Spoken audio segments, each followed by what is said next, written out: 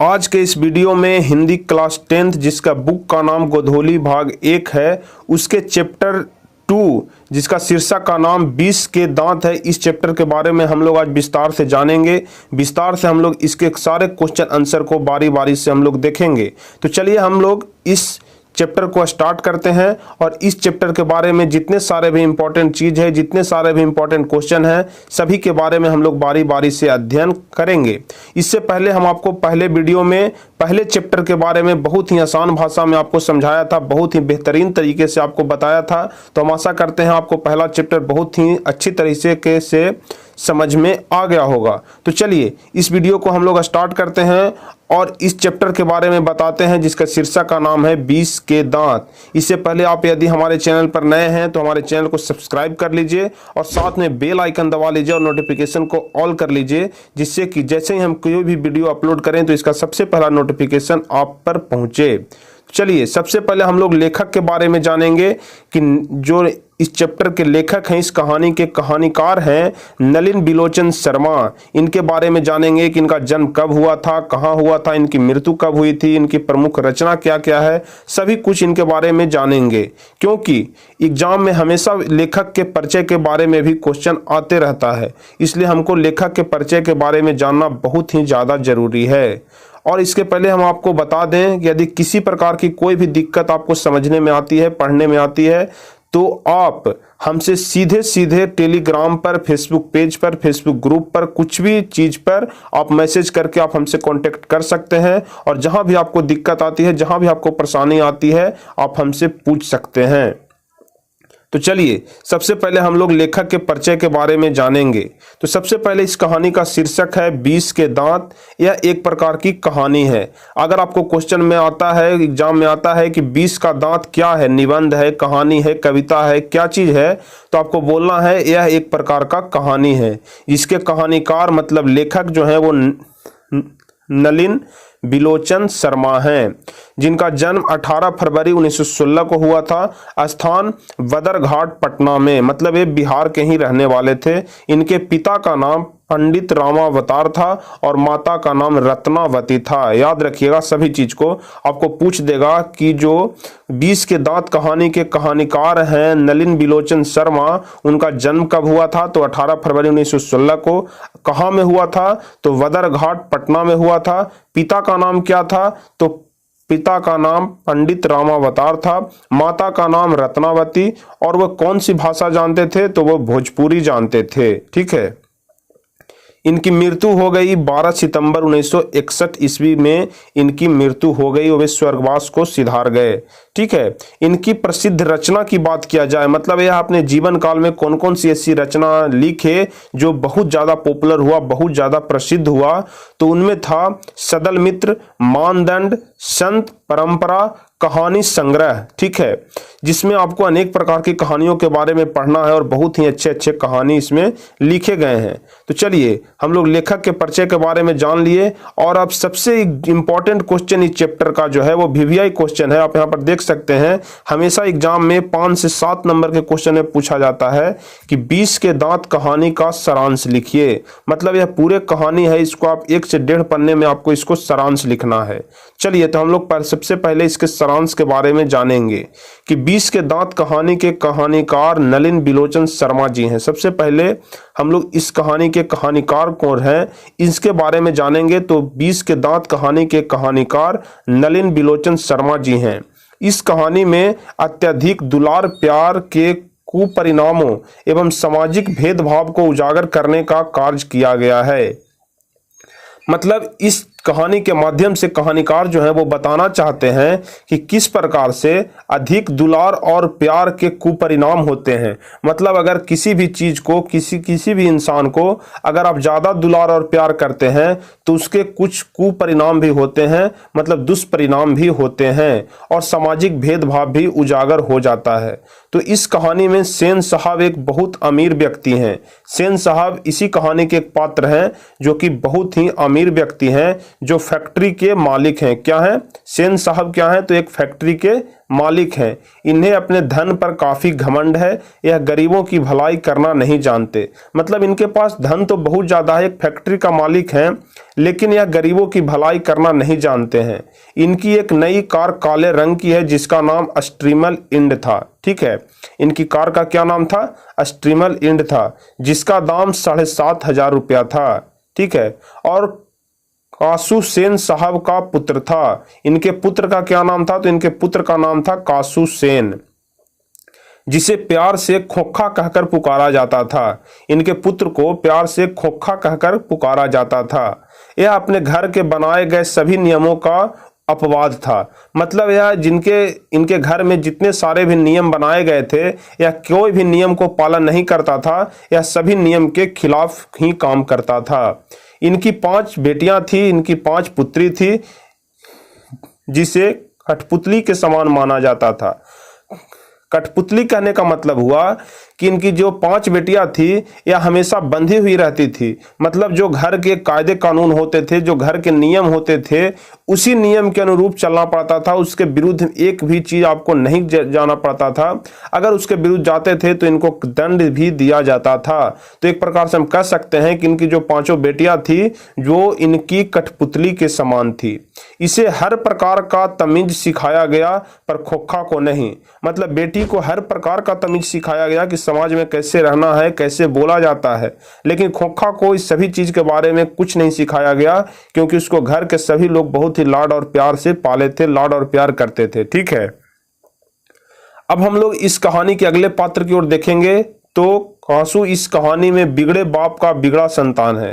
ठीक है, कासू इस कहानी में बिगड़े बाप का बिगड़ा संतान है। कासू जिसका नाम खोखा है, यह एक जिद्दी लड़का है, जो इसके मन में आता है वह करता है। मतलब जिद्दी लड़का का काम ही होता है कि जिसके मन में जो आया वह किया। ठीक है, तो उसी प्रकार से भी है, इसके भी मन में जो आता है वह करता है। वह पिता के जैसा अहंकारी है, मतलब उसके पास भी घमंड है। उसकी हर गलती में माता पिता को खुशी होती है। मतलब माता पिता उससे इतना प्यार करते हैं कि यदि वह कोई गलती भी करता है तो उसके माता पिता को खुशी होती है। ठीक है, चलिए, उसकी हर गलती में माता पिता को खुशी होती है कि मेरा बेटा आगे चलकर इंजीनियर बनेगा। मतलब अगर कोई सामान भी बिगाड़ देता है, अगर उसके घर में एक नई कार है, अगर कार को भी तोड़ फोड़ कर देता है, तो लोगों को लगता है कि यह कार के साथ कुछ इंजीनियरिंग कर रहा है, मतलब यह आगे जाकर के इंजीनियर बनेगा। इस कहानी में मदन एक गरीब पिता गिरधर लाल का बेटा है। इस कहानी में जो एक किरदार है जिसका नाम है क्या, इस कहानी 20 के दांत में एक मदन नाम का एक गरीब पिता है, गिरधर लाल का बेटा है। ठीक है, गिरधर लाल का बेटा है, जो बहुत ही ईमानदार और स्वाभिमानी है, बहुत ही ईमानदार और स्वाभिमानी है। एक समय की बात है कि जब मदन कार को छूना चाहता है, उसी समय सेन साहब के ड्राइवर सोफर ने धक्का मार दिया। ठीक है, मतलब यह बेचारा गरीब है और सिर्फ कार को देखकर, क्योंकि यह कार पर तो कभी बैठा नहीं है, तो यह चाहता है कि हम सिर्फ कार को छूकर ही संतुष्ट हो जाएं। तो जैसे ही वह कार को छूना चाहता है तो सेन साहब का जो ड्राइवर है सोफर उसको धक्का मार देता है और वह सड़क पर गिर जाता है। जब वह सड़क पर गिरता है तो उसके पैर से खून निकलने लगा। ठीक है, और इस प्रकार झूठा आरोप लगाकर मदन की पिटाई करवाई जाती है। ठीक है, मदन की पिटाई करवाई जाती है झूठा आरोप लगाकर कि यह आपके कार के साथ कुछ गलत कर रहा था, कार को नुकसान पहुंचाने की कोशिश कर रहा था, जबकि वह बेचारा सिर्फ कार को छूने की कोशिश कर रहा था। ठीक है, अर्थात इस कहानी में जब कोई गरीब किसी अमीर के शरण में रहता है तो वह किसी गरीब का साथ नहीं देता। इस कहानी में कासू और मदन के बीच झगड़े का मूल कारण लट्टू की खेल को माना जाता है। मतलब दोनों आपस में लट्टू खेलते हैं, लट्टू को नचाते हैं, और इसी से दोनों के बीच में झगड़ा पनपता है जो बहुत बड़ा हो जाता है। ठीक है, क्योंकि मदन को जब गाड़ी छूने नहीं दिया गया और इसके बदले में ढकेल दिया गया, तो इस बात को लेकर मदन ने भी लट्टू खेलने से इनकार कर दिया गया। मतलब जो मदन गरीब लड़का है वह भी बोला कि यदि हमको गाड़ी नहीं छूने दिया गया तो हम भी अब तुम्हारे साथ लट्टू नहीं खेलेंगे।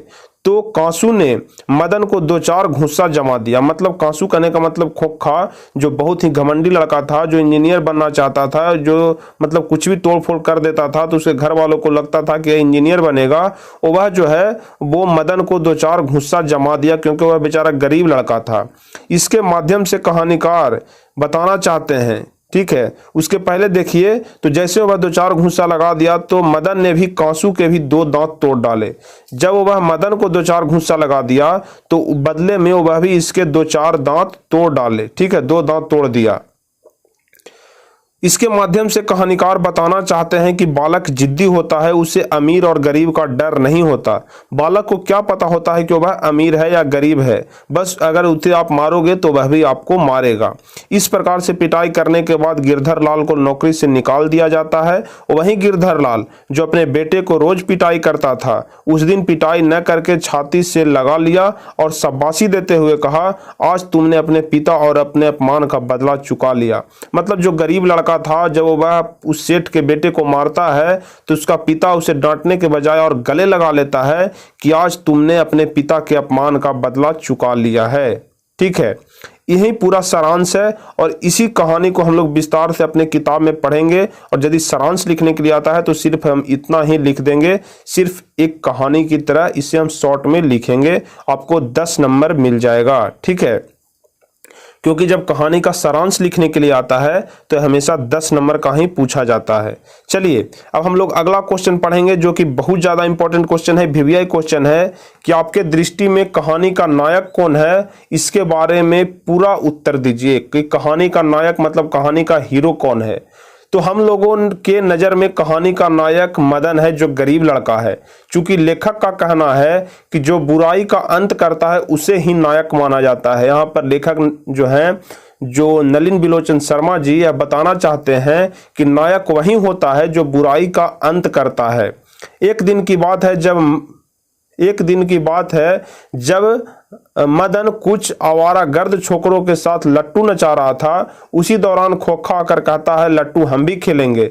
जब उसे मदन के द्वारा मना किया जाता है तो वह उसे दो चार घूंसा लगा देता है। उसके बदले में मदन ने भी कांसू के दो दांत तोड़ देते हैं, मतलब खोखा के दो दांत तोड़ देते हैं, जिसके बारे में हम आपको ऊपर अभी बताए। तो आपको बता दें कि जो मदन एक गरीब लड़का है और कांसू, जिसको हम लोग खोखा बोलते हैं, वह एक अमीर लड़का है। जब वह कांसू खोखा मदन के साथ लट्टू खेलने के लिए आता है, वह मना कर देता है लट्टू खेलने से, तो क्या होता है कि उसे खोखा दो चार घूंसा लगा देता है और बदले में मदन भी उसके दो दांत तोड़ डालते हैं। तो मदन एक ईमानदार और स्वाभिमानी बालक है, अतः इस कहानी का नायक मदन ही होना चाहिए, ठीक है। कहानीकार यहाँ पर कहते हैं कि इस कहानी का जो नायक है उसे मदन को ही होना चाहिए, क्योंकि जो बुराई का अंत करता है उसे ही नायक माना जाता है। तो अब हम लोग अगले क्वेश्चन की ओर बढ़ेंगे। यह भी क्वेश्चन बहुत ज़्यादा इंपॉर्टेंट है, हमेशा एग्जाम में पूछता है कि महल और झोपड़ी वालों की लड़ाई में हमेशा महल वाले ही जीतते हैं, पर उसी हालात में जब दूसरी झोपड़ी वाले उनकी मदद अपने ही खिलाफ करते हैं। लेखक के इस कथन को कहानी से एक उदाहरण देकर स्पष्ट कीजिए। चलिए इस क्वेश्चन के आंसर को हम लोग देखते हैं। महल और झोपड़ी वालों की लड़ाई में हमेशा महल वाले ही जीतते हैं, क्योंकि महल का तात्पर्य अमीर वर्ग तथा झोपड़ी का तात्पर्य गरीब वर्ग से है। लेखक का कहना है कि जब तक गरीब गरीब की सेवा नहीं करेगा तब तक उसकी हार होती रहेगी। तो लेखक यहाँ पर कहना चाहते हैं कि यदि झोपड़ी वाले झोपड़ी वालों की मदद नहीं करते हैं तो इसका मतलब यह है कि जब तक गरीब गरीब की सेवा नहीं करेगा तब तक उसकी हार होती रहेगी। मतलब जब तक आप लोग एक दूसरे की सेवा नहीं करेंगे, आप लोग में ताकत नहीं आएगी और आप लोग हारते रहेंगे। लेकिन जिस दिन एक गरीब वर्ग अमीरों की सहायता करना बंद कर देगा, उसी दिन से उसका पासा पलट जाएगा। यहाँ पर लेखक जो है वो बताना चाहते हैं कि यदि गरीब गरीब की सहायता नहीं करेंगे तब तक उसकी हार होती रहेगी, लेकिन जिस दिन एक गरीब वर्ग अमीरों की सहायता करना बंद कर देगा, उसी दिन से उसका पासा पलट जाएगा, ठीक है। तो यह अब हम लोग देखेंगे अगले नंबर क्वेश्चन की ओर। यह भी वीवीआई क्वेश्चन है, बहुत ज़्यादा इंपॉर्टेंट क्वेश्चन है। अब आप ऐसा मत बोलिएगा कि सारे क्वेश्चन में आप वीवीआई लगा दिए हैं, तो जो जो क्वेश्चन इंपॉर्टेंट हैं उसी में सिर्फ वीवीआई क्वेश्चन लगाया हुआ है। जो क्वेश्चन इंपॉर्टेंट नहीं है उसको हम बता देंगे कि ये क्वेश्चन ज़्यादा इंपॉर्टेंट नहीं है एग्जाम के व्यू से, लेकिन आपको पढ़ना वो भी क्वेश्चन है, क्योंकि हो सकता है जो वीवीआई क्वेश्चन न रहे वो न दे करके आप जो एग्जामिनर है जो क्वेश्चन बनाने वाला है वो उसी क्वेश्चन को एग्जाम में दे दे। चलिए तो हम लोग अगले क्वेश्चन की ओर चलेंगे। तो कहानी के शीर्षक की सार्थकता को स्पष्ट करें, कि जो कहानी का शीर्षक दिया गया है 20 के दांत, इसकी सार्थकता क्या है। तो 20 के दांत कहानी का शीर्षक अत्यंत सार्थक है। ठीक है, 20 के दांत कहानी का शीर्षक है जो अत्यंत सार्थक है। 20 का दांत यहां पर इसलिए दिया गया क्योंकि जो मदन है वो खोखा के 2 दांत तोड़ देता है, तो कहानी उसी 2 दांत को यहां पर 20 के दांत, क्योंकि आप जानते हैं कि सांप का जो 2 दांत होता है वो दोनों दांत में विष भरा हुआ रहता है, और जब यहाँ पर खोखा का 2 दांत टूटता है तो उसे कहानीकार जो है वो लेखक जो है उसे 20 के दांत के नाम से संबोधित करते हैं। तो यह जो इस कहानी का शीर्षक है वो अत्यंत सार्थक है। इस कहानी में जब किरानी जो है वो गरीब गिरधर लाल का बेटा मदन ने अमीर घराने का बेटा कांसू को पीटकर जब 2 दांत तोड़ देता है, तो इससे स्पष्ट होता है कि धनी वर्ग के अहंकार को चकनाचूर कर दिया। ठीक है, कहने का मतलब हुआ कि जब कोई भी सांप के दांत टूट जाते हैं, इसका मतलब है कि वह सांप का जो अहंकार होता है कि हम सारे आदमी को काट करके उसे जान मार देंगे, इस बात का अहंकार जब सांप मरता है उसके साथ ही उसका अहंकार भी खत्म हो जाता है।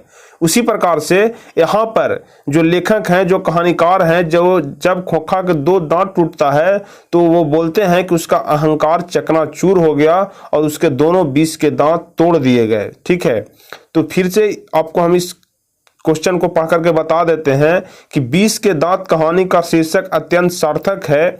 इस कहानी में जब किरानी गरीब गिरधर लाल का बेटा मदन ने अमीर घराने का बेटा कांसू को पीटकर जब 2 दांत तोड़ देता है, तो इससे स्पष्ट होता है कि धनी वर्ग के अहंकार को चकनाचूर कर दिया गया। ठीक है, तो अब हम लोग देखेंगे अगले नंबर क्वेश्चन को। तो चलिए अगला नंबर क्वेश्चन कहता है कि रोज रोज अपने बेटे मदन की पिटाई करने वाला मदन द्वारा कांसू की पिटाई करने पर उसे दंडित करने के बजाय अपनी छाती से क्यों लगा लेता है। मतलब जो मदन के पिता होते हैं वो अपने बेटे की थोड़ी सी भी गलती पर उसकी पिटाई कर देते थे, लेकिन यदि आज वह खोखा को पीटा है तो उसे पीटने के बजाय वो उसे गले लगा रहे हैं, इसका क्या तात्पर्य है। यह भी वीवीआई क्वेश्चन है। तो चलिए हम लोग इसका आंसर देखते हैं कि मदन की हरकत को देखकर सेन साहब गिरधर लाल को हमेशा ताना देते थे। ठीक है, सेन साहब जो है वो गिरधर लाल को हमेशा ताना देते थे कि तुम्हारा बेटा बहुत ही बिगड़ा हुआ है, तुम्हारा बेटा खराब है। वह लाचार पिता मदन की प्रत्येक दिन पिटाई करता था। मतलब सेन साहब की बातों से उनको बुरा लगता था और वह डेली अपने बेटे की पिटाई करते थे। वह लाचार पिता मदन की डेली पिटाई करता था। गिरधर लाल यह जानता है कि मेरा बेटा निर्दोष है। ठीक है, गिरधर लाल को पता था कि मेरा बेटा निर्दोष है और भीतर ही भीतर खूब रोता भी है। वह अपने ऊपर किए गए अन्यायों का विरोध नहीं करता, लेकिन गिरधर लाल को आज एहसास हो गया कि मेरा बेटा ईमानदार और स्वाभिमानी है। वह अपने और अपने पिता को अपमान का बदला जब चुका लेता है, तो उस समय गिरधर लाल ने पिटाई न करके मदन को छाती से लगा लिया और वह शाबाशी उसे दिया कि बेटा तुमने आज अपने पिता और अपने अपमान का बदला ले लिया है। ठीक है, इसी बात को यहाँ पर इस क्वेश्चन के द्वारा पूछा गया है कि रोज रोज अपने बेटे मदन की पिटाई करने वाला मदन आज कांसू के पिटाई करने पर उसे दंडित करने की बजाय अपनी छाती से क्यों लगा लिया। तो इसलिए लगा लिया कि वह बेचारा जो है वो बहुत ज्यादा अपमान सहा था और आज उसका बेटा है जो उसका अपमान का बदला लिया है खोखा के 2 दांतों को तोड़कर। इसीलिए इसका चैप्टर का नाम भी 20 का दांत पड़ा। ठीक है, तो आज के इस वीडियो में हम आपको सिर्फ इतना ही बताएंगे। अगले क्वेश्चन जो कि यह क्वेश्चन है कि व्याख्या करना है कि खोखा के दुर्ललित स्वभाव के अनुसार ही सेनों ने सिद्धांतों को भी बदल लिया था।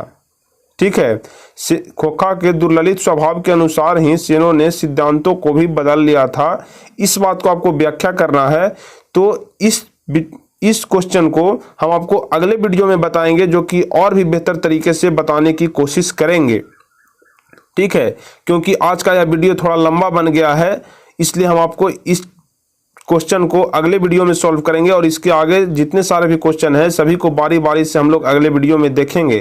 तो चलिए हम लोग मिलेंगे आपसे अगले वीडियो में। तब तक जाते जाते यदि आप हमारे चैनल को अभी तक सब्सक्राइब नहीं किए हैं तो चैनल को जल्दी से सब्सक्राइब कर लीजिए और साथ में बेल आइकन भी दबाइए। और यदि वीडियो आपको अच्छा लगा हो तो इसे लाइक और शेयर जरूर करिए। ठीक है, तो चलिए फिर मिलेंगे आपसे अगले वीडियो में। तब तक के लिए धन्यवाद। जय हिंद।